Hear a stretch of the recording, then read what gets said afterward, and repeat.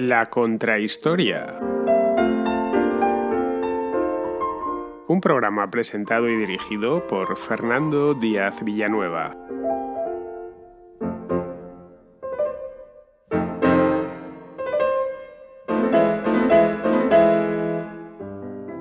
Tiene una longitud de 9.289 kilómetros, une dos continentes y atraviesa una de las regiones más frías e inhóspitas del planeta.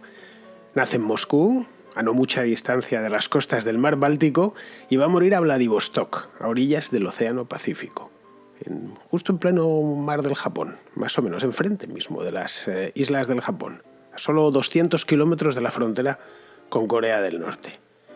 Supongo que con esta introducción que os he hecho de unos pocos segundos ya sabréis de qué hablo, de qué concretamente hablo. Pues sí, hablo del ferrocarril transiberiano, que es una de las maravillas del mundo moderno, una línea férrea terminada hace ya más de un siglo. Fue la última gran obra de los zares de Rusia. De hecho, fue un empeño propio de los zares que querían unir su imperio, que era gigantesco en aquel entonces, y no había manera de atravesarlo, o para atravesarlo se necesitaban muchas jornadas a caballo por caminos que no eran del todo de fiar, que se embarraban durante la primavera y el otoño con las lluvias, que durante el invierno eran poco menos que intransitables por los frentes que bajaban desde el océano Ártico. Pues consideraron que lo mejor era hacer un ferrocarril y lo llevaron a cabo. Bien, a pesar de que ha pasado todo este tiempo, hablamos de principios del siglo XX, es una empresa humana, la del Transiberiano, que nos sigue fascinando, y por todo un poco por su atrevimiento técnico y por los paisajes que atraviesa. Creo que todos, el que más y el que menos, alguna vez hemos soñado con viajar en el Transiberiano, que no es que sea muy caro, pero sí necesitas 2 semanas, que es lo que tardas en ir de Moscú a Vladivostok y volver de Vladivostok a Moscú. Claro, no todos las tenemos, ¿no? Bien, este ferrocarril, esta línea de ferrocarril, cumplió 100 años hace no mucho. Exactamente en el año 2016, que quedó completamente terminado. Y hoy es una línea férrea que lejos de decaer, no penséis que es como otras líneas de ferrocarril que hay por el mundo, que se medio dejaron de utilizar o se dejaron de utilizar completamente, o incluso, lastimosamente, algunas veces se desmantelan. No. El Transiberiano, no os preocupéis, que por ahora goza de muy buena salud, se ha ido mejorando con los años y es un nexo de unión, yo diría que casi fundamental. Difícilmente Rusia podría existir sin la línea férrea del Transiberiano, por mucho que ahora los aviones de Aeroflot atraviesen el país, atraviesen Siberia en general, en solo unas horas. Aun con todo, para volar de Vladivostok a Moscú hacen falta un montón de horas, tantas como para cruzar el Atlántico e incluso alguna más, ¿no? En un país tan inmenso, separado por ciudades que están a miles de kilómetros de distancia y con 8 usos horarios diferentes. Esto es algo que mucha gente lo desconoce. De Vladivostok en una palabra que cuando en Vladivostok, es decir, a orillas del Océano Pacífico, la gente se está metiendo en la cama, en Moscú se están despertando. Es decir, es una cosa que nos fascina un poco, y todo dentro, por supuesto, del mismo país. Bien, en un país así, tan gigantesco y transversal, además, el tren es simplemente algo insustituible hoy por hoy. Eso ya lo sabían los rusos de hace un siglo y pico, ¿no? Cuando se plantearon por primera vez construir una línea a través de un territorio que estaba apenas explorado. Los rusos llevaban danzando por Siberia desde hacía siglos, pero faltaban muchas áreas por explorar, o habían pasado solo unas pocas veces, pero no lo tenían explorado del todo. La Siberia era un poco como la última gran frontera de Occidente, y en culminar la exploración y la colonización de Siberia contribuyó de manera muy decisiva el propio Transiberiano. ¿El por qué lo hicieron? Pues yo creo que es fácil de adivinar. El cómo lo hicieron es exactamente lo que vamos a ver hoy en la contrahistoria.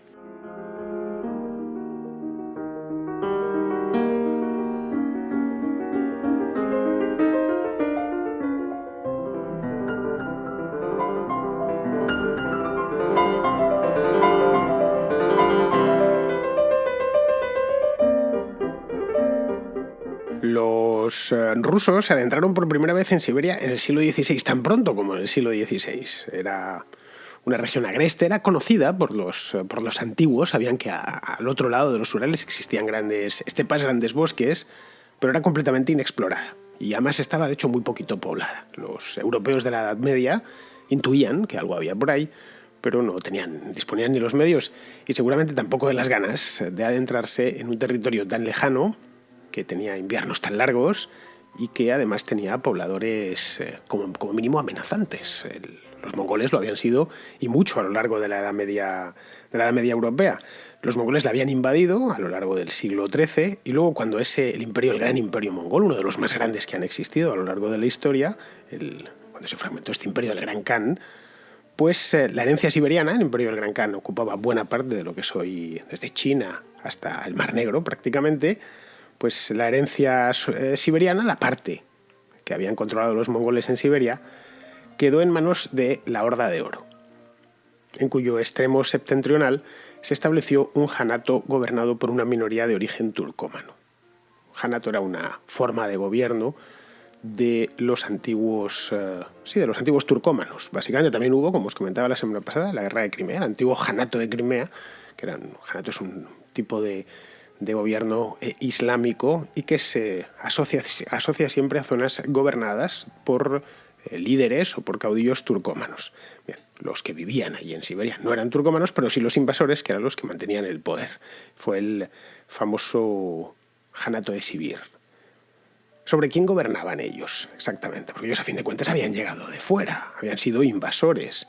Bueno, pues básicamente sobre pueblos nómadas, muy poca gente, obviamente, dedicados a la caza o al pastoreo de renos. Es decir, si hoy Siberia tiene una densidad demográfica minúscula, que haría palidecer incluso a provincias españolas muy poco pobladas, como pueden ser la de Teruel o la de Soria, es decir, al lado de ciertas áreas de Siberia gigantescas, la provincia de Soria está hiperpoblada, a los sorianos les sorprenderá, pero es que es así, pues lo que había era eso, imagínate, en el siglo XIV o en el siglo XV.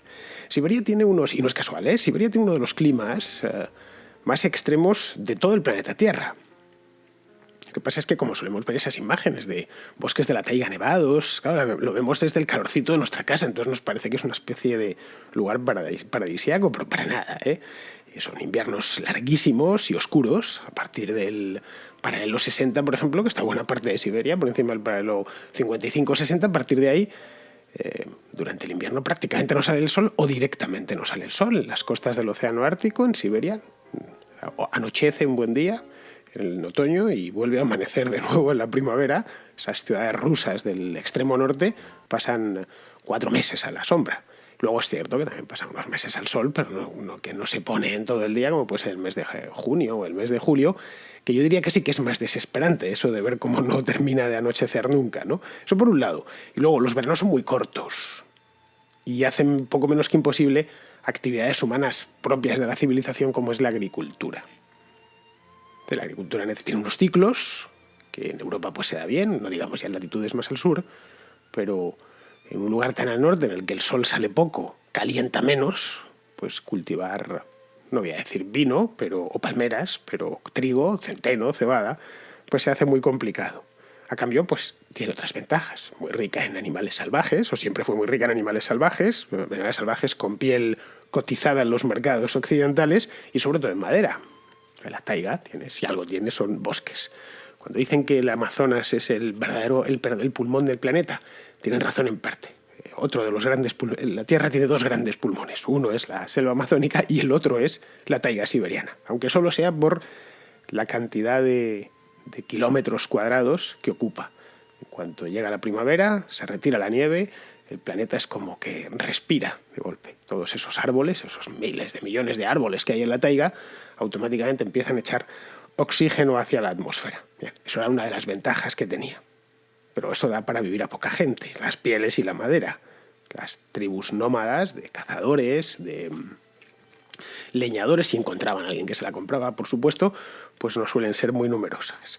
El janato turcómano que habíamos dejado un poquitín más atrás, se llamaba, como ya os había dicho, el janato de Sibir. Sibir es una palabra de origen turco, según parece, que significa tierra dormida. Y la verdad es que se lo pusieron con muchísima razón y muchísimo criterio, porque si algo puede caracterizar Siberia es que es una tierra dormida, una buena parte del año que lo pasa a oscuras. Pues bien, este término de Sibir es el que da lugar a la palabra Siberia, por la que la conocemos en español y en otros idiomas, como puede ser el inglés, ¿no? a tierra dormida, que bueno, pues poco puedes agarrar más que un resfriado, o al menos así lo veían los occidentales, pero también los orientales. Los chinos tampoco se aventuraban demasiado al norte.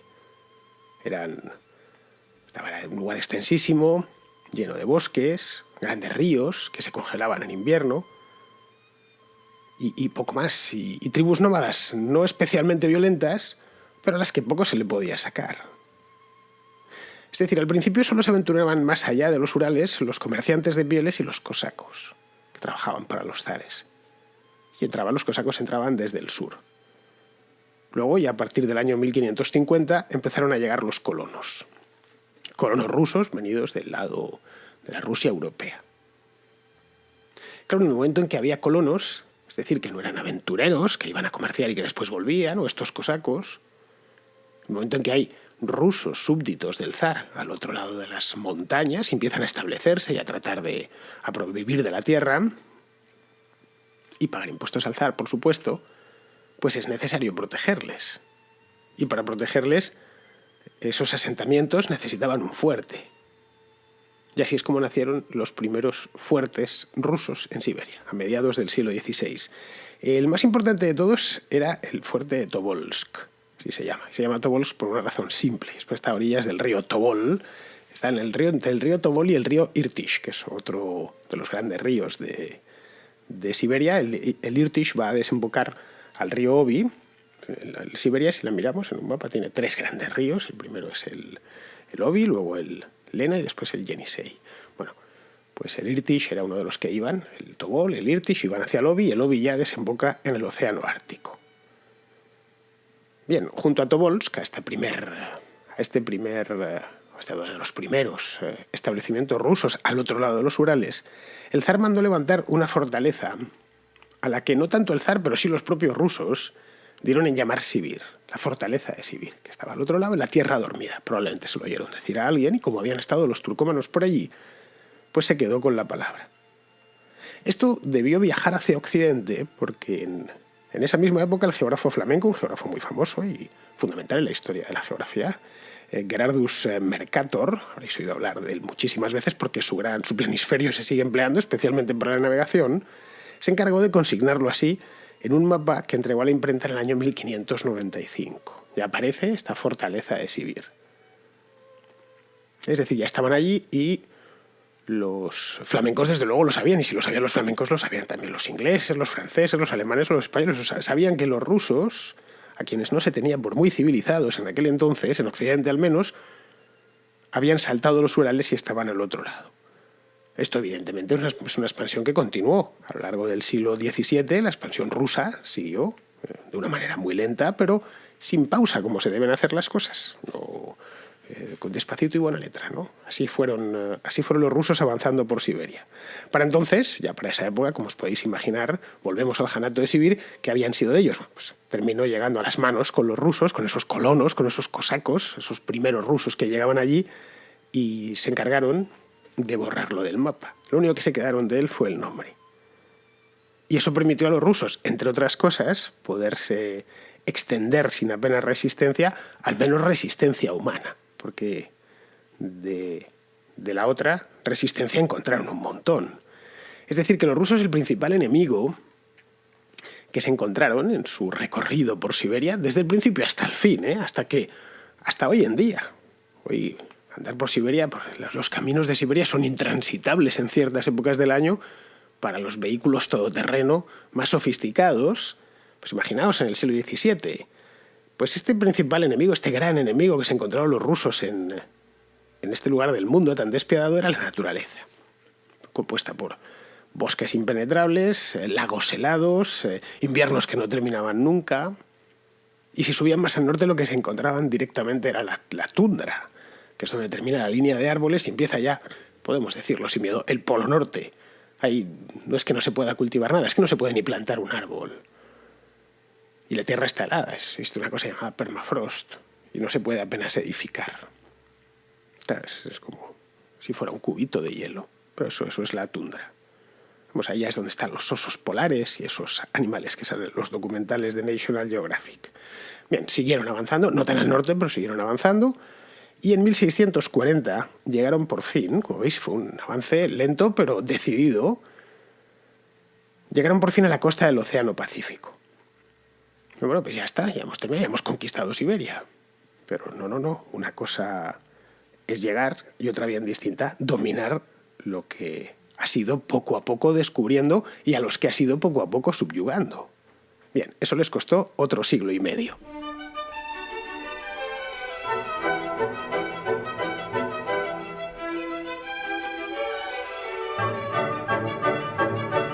Someter a los nómadas siberianos, la verdad es que tampoco les había resultado extremadamente costoso.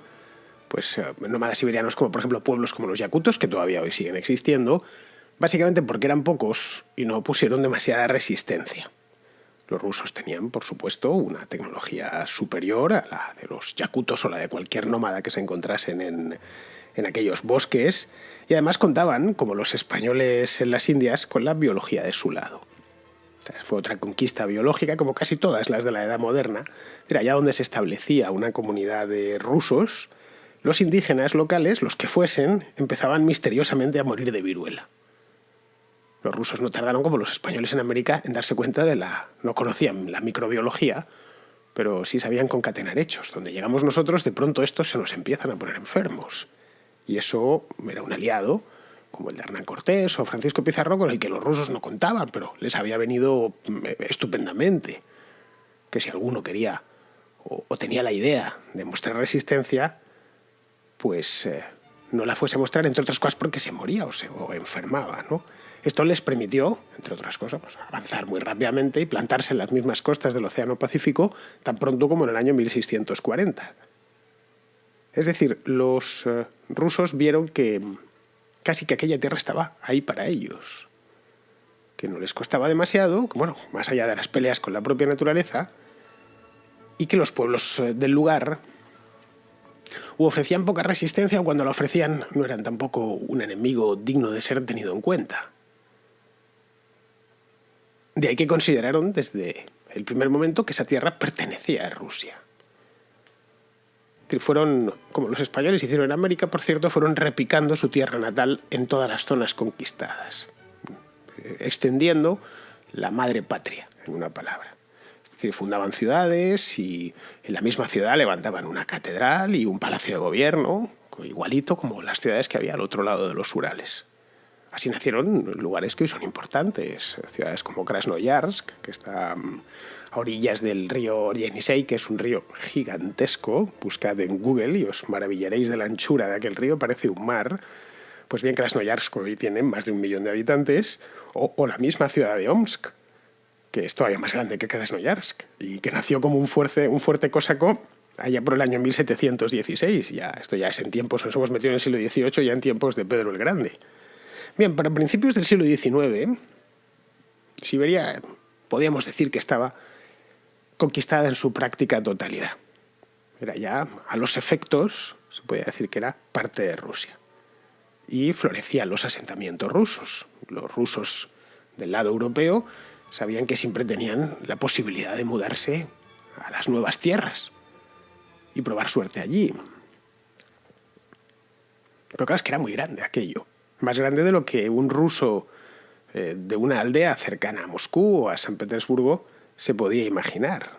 Era demasiado grande. Desde Moscú al Océano Pacífico se necesitaban varios meses de viaje. Y eso sí, las cosas iban bien. Solo se podía viajar en una serie de épocas del año. Como os decía al principio, en las épocas de lluvia es imposible, porque todo se embarraba. Durante el invierno estaba la ventaja de que se podían cruzar los ríos andando, porque se congelaban. En verano necesitabas una balsa, un barco. Pero a cambio las temperaturas descienden por debajo de los 40 bajo cero. Y eso hace que cualquier desplazamiento sea un auténtico sacrificio. Luego ya no digamos eso para trasladarse personalmente, no digamos trasladar mercancías, pues costosísimo, cuando no directamente imposible, porque no hay manera de hacer que cruzase la infinidad de ríos, no ya solo los más grandes, sino los de tamaño más pequeño que están repartidos por toda Siberia. Es decir, para aquel entonces, los tiempos de Napoleón, Muchos en Rusia pensaban que era cuestión de tiempo, que más tarde o más temprano las provincias siberianas terminarían por independizarse. Era inevitable. De facto ya vivían aisladas durante buena parte del año.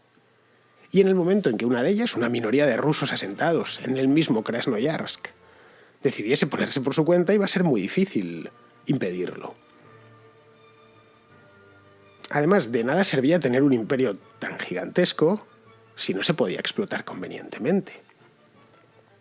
¿De qué le valía al zar mirar un mapa en su palacio, en el Palacio de Invierno, en San Petersburgo, si no podía ver mapa con todos los dominios del zar, si no podía explotarlo? Durante el siglo XVIII, el siglo anterior, los rusos se afanaron en construir una ruta para poder, más o menos estable, un camino, a la que se le llamó la Ruta de Siberia, que enlazaba las principales ciudades. Pues unía Moscú con el lago Baikal, llegaba hasta el lago Baikal, que está justo encima de Mongolia, al norte, muy cerquita de la frontera. Esta nueva ruta además abrió una nueva vía para comerciar con China. No solo era para ponerse en contacto con esa red de ciudades, esa línea de ciudades rusas, sino que permitía además entrar en Mongolia y después en China. Era una ruta paralela a la marítima y a la que circulaba más al sur por las estepas. La marítima la explotaban los europeos con gran aprovechamiento, tanto los holandeses como los portugueses o incluso los españoles. Lo que pasa es que iban por el otro lado del globo. Los españoles hacían llegar las cosas de China hasta Filipinas, de ahí las mandaban, las expedían a México y de México ya llegaban a Europa por el Atlántico, es decir, daban la vuelta al mundo. Bien, pues los rusos en el siglo XVIII abrieron una ruta más de comercio. De hecho, durante el siglo XIX se le conocía que esta ruta de Siberia se la conocía como la carretera del té, porque una parte de las exportaciones de té chino llegaban a Europa a través de Rusia, a través de este camino siberiano. Claro, el problema es que no dejaba de ser un camino de tierra, con los problemas propios del clima siberiano, y además cuando llegaban a un río, pues necesitaban tener un sistema de balsas, de barcos de transbordadores que les llevase de una orilla a la otra. Porque un puente era implanteable de hacer. Un puente sobre el Lena, un puente sobre el Yenisei o sobre el río Obi superaba con mucho la tecnología del siglo XVIII. En invierno una ventaja, como os decía, bastaba con deslizarse, esperar a que se helase el río Lena y cruzarlo sobre un trineo tirado por caballos, siempre y cuando no hiciese en ese momento 50 bajo cero, que se te mueren hasta los caballos. Es decir, que incluso con este camino era difícil de explotar, muy complicado, y de poblar. Muchos rusos europeos se lo pensaban dos veces. Llegar desde Moscú hasta el Pacífico, hasta el lago Baikal, pues durante el verano permitía, por ejemplo, aprovechar los ríos, a partes de los ríos se podían navegar. Pero eso implicaba también construir los mismos barcos en la orilla del río. No se podían trasladar y no se podían llevar, por supuesto, desde el océano Ártico. Y además tenía otro problema viajar por los ríos, y es que para remontar las corrientes hacían falta una gran cantidad de remeros. Si iban a descenderlas no había problema, se dejaban caer con la corriente del río, pero subirlas era necesario llevar mucha gente, y lo que faltaba en Siberia era gente. Así que hasta que no llegó la navegación a vapor a mediados del siglo XIX, era poco habitual remontarlos durante largos trayectos. Por falta de brazos, en esencia. Bien, para aquel entonces, cuando aparecen los primeros barcos a vapor, ya todos acariciaban la idea, habían visto los ferrocarriles que estaban triunfando en países como Inglaterra. La idea de llevarse esa tecnología a Rusia les iba a venir fenomenal. Era exactamente lo que necesitaban en ese momento. Era un ferrocarril mucho más ambicioso que cualquiera que se estuviese construyendo en el occidente europeo, pero bien, casi no podían elegir, era perfecta, era la tecnología necesaria. Iba a costar mucho dinero, eso sí. Había muchos planes para hacerlo. Uno de ellos lo hizo incluso un norteamericano, se llamaba Perry Collins, que proponía unir el río Amur con Moscú vía Irkutsk, y lo hizo y se encargó de dibujarlo y de proponérselo al zar, al ministro de Comercio del zar. Collins era todo un personaje, este Perry Collins. Este era un aventurero neoyorquino, de estos personajes del siglo XIX que son muy novelescos. Este era un tipo de Nueva York que había hecho fortuna en California. Y una vez llegó a California, a San Francisco en concreto, se quedó mirando al Océano Pacífico y se fascinó con las posibilidades que el comercio transpacífico le daba. Remontó toda la costa del Pacífico hasta Alaska y cruzó el estrecho de Bering y propuso a los rusos hacer una línea telegráfica, que era la última tecnología de la época, directa entre San Francisco y Moscú a través de Bering. Va a costar una fortuna, pero iba a conseguir unir los Estados Unidos con Rusia directamente sin necesidad de cruzar el Atlántico y de pasar por toda Europa. Esta línea de Collins nunca se llegó a construir, pero curiosamente, como al principio encontró algo de financiación, permitió que se explorasen muchísimas zonas, tanto en Siberia como en el norte de América. Antes de construir una línea telegráfica, como hoy en día, si se quiere construir una línea de cualquier cosa, un gasoducto, tienes que estudiar el terreno y estudiarlo muy a fondo, porque vas a meter mucho dinero en ese terreno. Y eso permitió, es de estas cosas que no terminan de salir, pero a cambio dejan un montón de conocimiento por el camino. Es decir, el Pacífico Norte, digamos, se conoce en buena parte por un proyecto empresarial fracasado, el telégrafo San Francisco-Moscú propuesto por Perry Collins. Bien, el plan este de Perry Collins no era el único, obviamente. Además llamativo por el personaje. Sobre la mesa del ministro de Transportes ruso se acumulaban los proyectos durante aquellos años, ya la segunda mitad del siglo XIX. Uno de ellos era hacerlo algo más al sur, huyendo de los grandes fríos del norte siberiano, a la altura de Mongolia y Kazajistán, más o menos. Es decir, ya en las estepas. Todas las estepas traían algunos problemas. El primero es que el clima, ¿vale? No había árboles, el clima quizá no era tan extremado, pero también era muy extremado. El clima de las estepas es infernal, por eso vive poca gente allí. Los fríos son tremendos durante el invierno. No tan oscuro, pero con unos fríos horrorosos. No hay más que ver ciudades como Ulan Bator, donde está la capital de Mongolia. Temperaturas allí es normal que estén a 25 bajo cero un día cualquiera del mes de febrero. Y además ni siquiera había ciudades rusas para unir. Es decir, que aunque estaba controlada más o menos por los zares, no tenían asentamientos de campesinos rusos. Y donde no están los tuyos, es muy fácil que lo pierdas. Luego, había la posibilidad de que se hiciese una línea de tren costosísima, que se iban a gastar ahí todo lo que tenían, para que en unos años pudiesen perderla. Es decir, la línea de la estepa se abandonó muy rápidamente.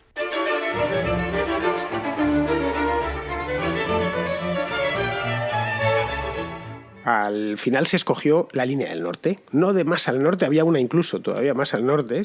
Podríamos decir la línea en medio. La línea que pasaba, la que unía la lógica, la que unía una ciudad o un asentamiento, algunas todavía no tenían la categoría de ciudad, pero un asentamiento y otro asentamiento ruso. De ahí que la línea del transiberiano, si lo miramos ahora en un mapa, va uniendo una ciudad con otra, muchas veces separadas por miles de kilómetros, una y la siguiente, pero es que es así Siberia. Y entonces ir uniéndolas y a lo largo de ese camino, de ese corredor, por cierto, el que habían escogido también, ese mismo corredor para la gran ruta siberiana, esa carretera del té de la que os hablaba antes, pues escogió esa ruta. Se dividió, dijeron, bueno, esto es una obra ya seria, se dividió en 7 secciones que empezarían a trabajar simultáneamente para luego ir conectándose. Es que los túneles empiezan por las dos bocas y hay un momento en el que se encuentran, llegan allí los con la tuneladora y se dan la mano, se dan un abrazo, abren una botella de cava. Bueno, pues en aquel entonces se hacía exactamente lo mismo para grandes obras, y más una obra de 9.000 y pico kilómetros, iban a ponerse en Moscú y hasta que no llegasen el mismo equipo, hasta que llegase a Vladivostok. Abrieron 7 secciones. Los ingenieros rusos, que eran grandes ingenieros, por supuesto, Rusia tenía ya para aquel entonces un nivel en la educación superior muy alto, y no solo la educación superior, es el gran siglo de la música rusa. Pues estos ingenieros calcularon que harían falta unos 60.000 trabajadores y un desembolso aproximado de unas 35 millones de libras esterlinas. La libra esterlina en el año 1890 era la moneda internacional, es como hoy es el dólar. Bien, he hecho el trabajo, conozco una web en la que te hace los cálculos de libros, una web inglesa, los ingleses tienen este tipo de cosas, les encantan. ¿Cuánto sería? Es decir, ajustándole la inflación de los últimos 120 años, ¿cuánto serían 35 millones de libras de 1890 a día de hoy? Bien, hoy sería, en euros, serían unos 6.000 millones de euros. Es mucho dinero, sí, era mucho dinero, obviamente. Una cifra respetable, pero no especialmente elevada si tenemos en cuenta lo que cuesta hoy una obra pública, no de estas características, de características incluso menores, más cortas. El tren de alta velocidad de Madrid-Barcelona, que se hizo hace 10 años, costó 7.000 millones de euros. Vale, es cierto, es una línea de máxima tecnología, electrificada, doble vía, para las que van a circular trenes que son casi como aviones y con sistemas de comunicación tremendamente sofisticados, pues 7.000 millones de euros. Claro, pues eso costó tanto. Claro que la tecnología ferroviaria en 1890 también era tecnología punta, no lo olvidemos. Muy bien, pues a pesar del coste, que era elevadísimo, y Rusia no era ni de lejos el país más rico de Europa, un coste muy grande, tampoco tenía muchas más opciones el zar, ¿eh? Lo que hicieron los políticos rusos de la época es ver si podían recortar algo. Pues bien, estamos dispuestos, pero hay una parte que no nos convence del todo, y es que los puentes son muy caros. Claro, les dijeron, es que los ríos son muy anchos. No queda más remedio que hacer estos puentes para que el tren pase por encima. Una de las cosas que propusieron era quitar todos los puentes o quitar algunos al menos, y que lo que se hiciese en su lugar es que llegase el tren a las orillas del río Obi, por ejemplo, y allí esperase un ferry especial de trenes. Cargase el tren, lo cruzase al otro lado de la orilla y allí de nuevo se encarrilase y siguiese su camino hacia Moscú o hacia Vladivostok en función de la dirección que llevase. Pero a los ingenieros no les convencía. Pero no, esto va a ser, como diríamos hoy, una chapuza. Y nos vamos a arrepentir dentro de muy poco. Esto no es tener una línea, es tener muchas unidas por unos ferries. ¿Qué pasa si el ferry se hunde? ¿Qué va a pasar en invierno? Es decir, es dejar la línea a medio terminar. Cuando llegue el invierno no se va a poder pasar. Bueno, habrá que establecer sobre la nieve o sobre el hielo, crear prolongaciones de esa línea temporales. ¿O qué pasará cuando haya una crecida de los ríos, que los ferries no puedan operar? Es decir, los ingenieros pusieron sentido común.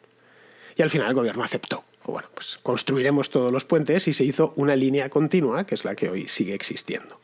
Las obras comenzaron, como ya os he dicho antes, en el año 1890 en Vladivostok y a la vez en todos los puntos que habían designado, pero la inauguración oficial fue en Vladivostok, porque en aquel entonces había, justo ese año, en ese momento, no era el zar todavía, era el zarevich, Nicolás II, el que todos conocemos, por lo que tuvo que pasar en vida la Primera Guerra Mundial, la Revolución Bolchevique, etc.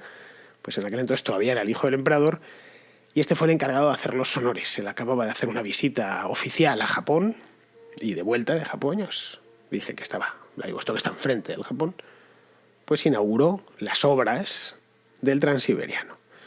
A partir de ahí empezaron a ir muy rápido. Ese mismo año cruzaron el río Ural, hicieron su entrada formal en el continente asiático. La separación entre Asia y Europa es un tanto arbitraria, no sabemos muy bien dónde colocarla. Aún así, si viajas en el Transiberiano hay un monolito, que te dice en el momento en que pasas de un continente al otro. No es como cuando vas de África a Europa, que sabes exactamente, es un cuerpo de tierra emergida separado con unos límites muy, muy claros. No sucede lo mismo entre Asia y Europa. Bueno, pues ese año empezaron. Se cruzó el río Ural en el mismo 1890 y se conectó por primera vez la red europea con Asia. Porque la otra conexión fue la que pensaron los otomanos, que también tenían un imperio que estaban sobre dos continentes, aunque en esta época los otomanos estaban ya literalmente en las últimas. Estaban retirándose, como comentaba la semana pasada en la contrahistoria del Crimea, de la última cruzada. Lo que pasa es que estos hechos de Crimea sucedieron pues 70 años antes. Bien, a partir de ahí ya estaban lanzados, literalmente, pues hicieron un gran puente ferroviario, lo celebraron por todo lo alto, que cruzó el primer río, el río Ural, y a partir de allá pues fueron construyendo uno tras otro. Fueron tan rápido que en 1898 se terminó el puente sobre el río Obi. que era en esa misma cuenca donde se había fundado Tobolsk, esta ciudad de la que os hablaba muchos años antes.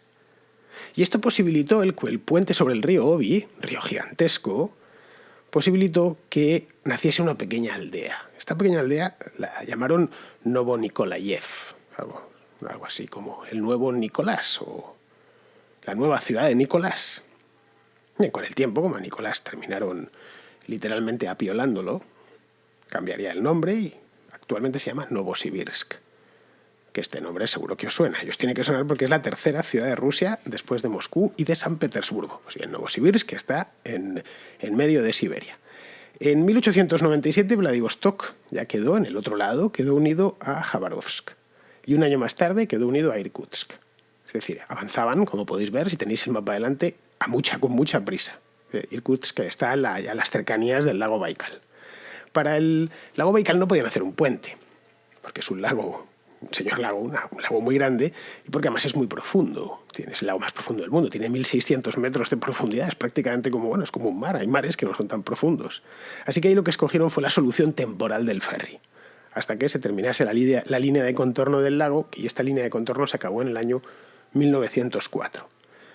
Como iban a tal velocidad construyéndolo para el nuevo siglo, es decir, para esta época, ya el año 1905, 1906, las obras estaban prácticamente terminadas a falta de algunas secciones. Habían pasado solo 15 años desde la inauguración, se construyeron un montón de puentes, en total 16 grandes puentes, que son todos obras maestras de la ingeniería en sí mismas, que cruzan los ríos principales, y algunos túneles de gran longitud.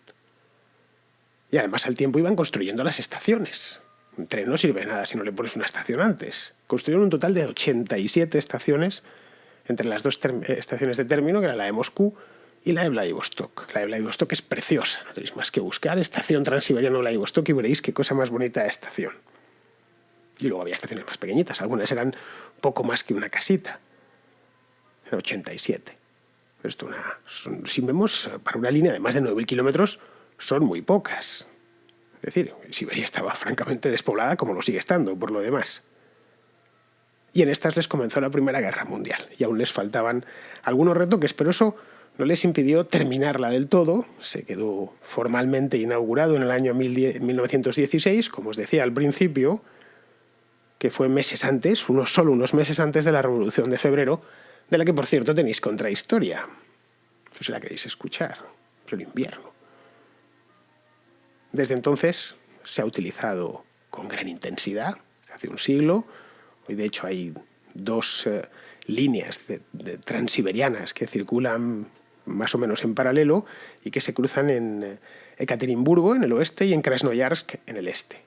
Si miráis el mapa del transiberiano, el sistema del transiberiano, son ya dos líneas. Tiene además dos ramificaciones principales, una que penetra en Mongolia a través de la frontera de Ulan-Ude y que va a morir a Pekín, y otra que hace lo propio, entra en China por Manchuria. Y se le hicieron como dos antenas a la línea principal, que se siguen empleando, por supuesto. Esta nueva ruta de la seda que quieren hacer los chinos. Hace no mucho, creo que fue 2 o 3 años, llegó un tren a una estación de mercancías en Madrid y venía desde China con los contenedores y había venido por ahí. Había venido por esa línea. De hecho, si nos vamos a los datos del día de hoy, descubrimos, por ejemplo, que 1/3 de todas las exportaciones rusas transitan por la línea de Siberia, que hoy es una línea moderna. A lo largo del siglo XX se duplicó la vía, fue electrificada en su totalidad. Los trenes de pasajeros circulan de extremo a extremo, y también entre las ciudades intermedias, pero vamos, que hay servicios que van de extremo a extremo a pesar de los aviones. El trayecto completo se cubre en una semana y tienen vagones de 3 clases. La más barata de todas, lo he mirado hoy, es decir, no penséis que estos son datos de hace mucho tiempo, cuesta 180 euros por trayecto. Diréis, bueno, no es muy caro. Eso sí, no tiene muchas comodidades, todo hay que decirlo. Es una litera que por las fotos que he visto no parece muy confortable, pero bueno, por 180 euros, 7 días, ¿qué más puedes pedir? Y que va en abierto. Eso es una cosa muy de los trenes rusos, no son compartimentos. Si en cambio preferís la primera clase, que también la tienen, eso va ya en una elegante cabina, como los expresos antiguos, y esa ya sale un poquito más cara. Ya sale en los 1.000 euros por trayecto. 2.000 euros, pero aún con todo, sigue siendo relativamente económico. Estamos hablando de un viaje francamente largo, de 9.000 y pico kilómetros. No sé si yo, sinceramente, si no fuese porque tarda 15 días en ir y otros 15 en volver, yo la verdad es que me lo haría mañana. Claro, tengo que estar aquí haciendo la contrahistoria y la contracrónica, pero si no me lo haría mañana. Porque a fin de cuentas, ¿a quién no le gustaría hacerse ese viaje? 15 días quizá nos parezca mucho, pero hace no tanto costaba más de un siglo. Bueno, hace no tanto, perdón, hace algo más de un siglo costaba ese mismo viaje más de 6 meses.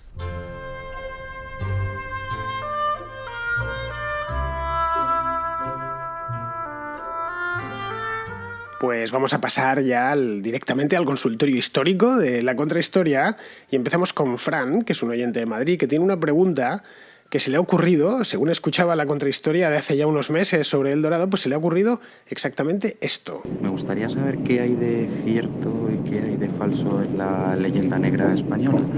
¿Qué podríamos destacar de bueno con respecto a otras civilizaciones europeas a la hora de las conquistas y qué hay de malo? Muchísimas gracias.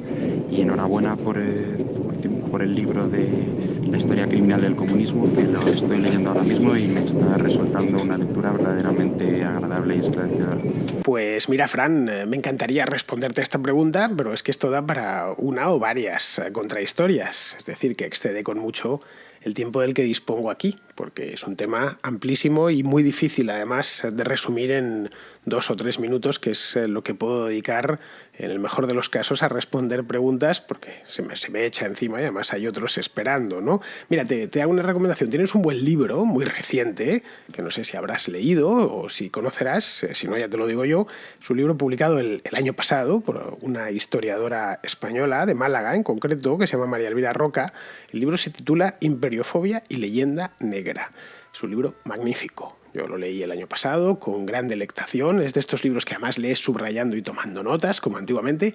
Me lo compré en papel, precisamente porque sabía que iba a sacarle mucho jugo desde el punto de vista del aparato de notas al pie, aparato propio de notas al pie, y tengo el libro chupadísimo, lleno de anotaciones y cosas y etiquetitas que le voy poniendo. Es un libro muy bueno. De hecho, entrevisté a la autora el año pasado. Tenéis en mi canal tenéis la entrevista que hice a María Elvira Roca, y la verdad, una mujer encantadora y una auténtica erudita. Así que, Fran, te recomiendo este libro. Pues seguimos con Adrián Bernabeu, que es oyente y es patrono de la contrahistoria. Ya sabéis, este programa existe gracias a gente como Adrián, que todos los meses me ponen una pequeña ayudita para que pueda seguir existiendo. Pues bien, Adrián tiene una duda sobre el Holocausto, o mejor dicho, la parte final del Holocausto. Escuchando la última entrega, me ha recordado una duda que siempre he tenido. ¿Por qué Hitler dio la orden de eliminar las pruebas de los campos de concentración? O sea, entiendo que retirase las tropas para reforzar el ejército del Reich, pero ¿por qué esa obsesión por destruirlo todo, no dejar pruebas si en teoría estaban haciendo bien? De hecho, él se suicidó para que no le juzgara. Entonces, si todos los grandes jerarcas tenían esa idea o el Reich o nada, no entiendo esa obsesión por destruirlo todo y no dejar ninguna evidencia de que eso había pasado. Bueno, Adrián, no todo lo destruyeron. Ahí tienes las ruinas de Auschwitz. A ver, no está el campo entero, obviamente, pero estas fotografías que ves no es que lo hayan reconstruido, es que están allí. La entrada, por supuesto, del campo, esa no la destruyeron, pero lo que trataron de destruir, es decir, todos los complejos de la muerte, un poco más que dinamitarlos. Por lo tanto, lo que se encontraron los aliados fueron unas ruinas que era fácil imaginar para qué servían, por no hablar de que habían dejado un montón de pruebas de todos sus crímenes y fechorías. Están, en algunos casos, los puedes ver como caso por ejemplo, de la guarida del lobo, la Wolfschanze esta de la que os he hablado en alguna ocasión, que estaba en la Prusia Oriental. Dinamitaron los búnkeres, pero están ahí. Es decir, se puede viajar y hacerles fotografías y reflexionar delante de ellos. Había de cualquier manera algunas que no querían que cayesen en manos del enemigo. Y esa es la razón por la que las dinamitaron. Trataron de pasar desapercibidas.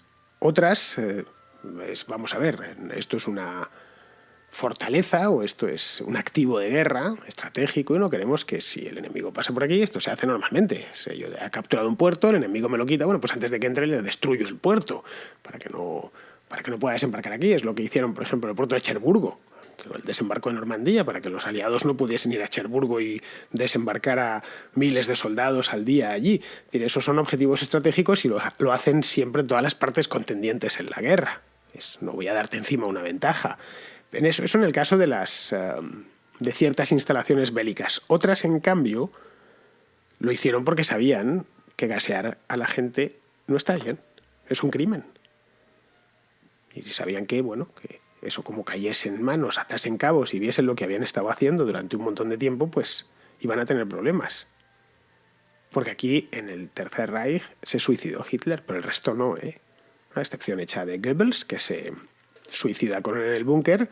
Göring o Himmler, que también se suicidaron, lo hicieron cuando los habían atrapado.